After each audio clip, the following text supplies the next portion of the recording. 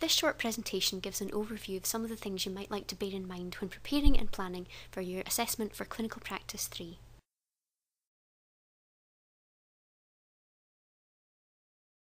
In this module, you're actually in university for very few days because you're out on placement so much, and you might find it quite difficult to keep focused because of that. But it is an essay that's very much about your practical experience and everything that you've learned up to now, so try and use that to motivate you. You have a lot of choice in terms of the topic, and it's great that it's related to your placement experience as well.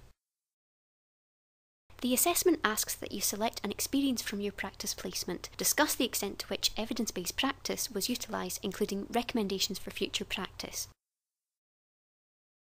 So there is a lot of choice to this essay, and that can be a very good thing, but do bear in mind all of the academic skills that you've learned up to now. So think about making sure that your usual academic conventions are in there in terms of formality, providing evidence, and make sure that there's an obvious structure to your essay to keep it focused and to make sure that your argument is developed logically. In evidencing and making reference to the resources that you're including, you'll be reading widely and demonstrating that wide reading. So use a combination of different types of resources, including policy, research, best practice guidelines, for example, in showing that you're taking a holistic view to your placement experience and reflections. Also remember to be critical and analytical. That's particularly important at level 3.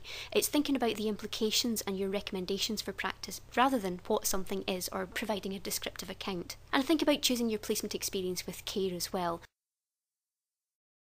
Whatever piece of work you're doing, we always recommend that you spend quite a lot of time looking at the guidelines you've been given. And people within the School of Health are really good at giving you a lot of information. The markers tell you what they want from you. So go over those guidelines, pay close attention to them and reread them throughout the process. In this module, you've also been given a really helpful PowerPoint. And again, I would go over that a few times and make sure you understand all of the parts of the assessment.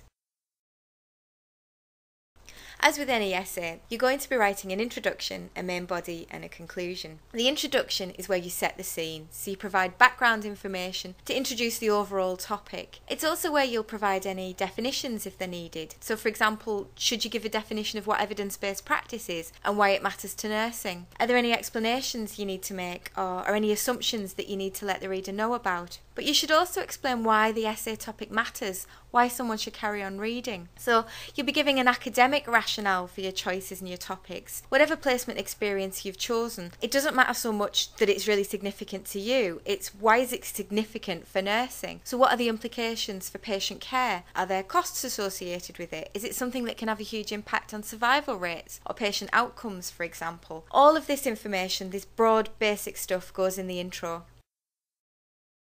The main body of your essay is where you go through your argument. Make sure that you don't spend too long describing the placement experience. This is a critical essay. You should be critically analysing that experience, so it isn't a story that you're telling about something that happened to you. Think about, was evidence-based practice utilised? If not, why not? And what are the implications for this? What evidence do you have for it? That's where you get into the critical discussion. Also make sure that you've got a clear structure in your main body. You've got a lot of words here, you're covering a lot of topics, and it would be easy to lose the reader. So signpost them through. Make sure there's a logical order for the way in which you're covering the topics. And finally, don't forget about the recommendations. That's a key part of the essay question. So think about what your critical analysis means for nursing care and for evidence-based practice.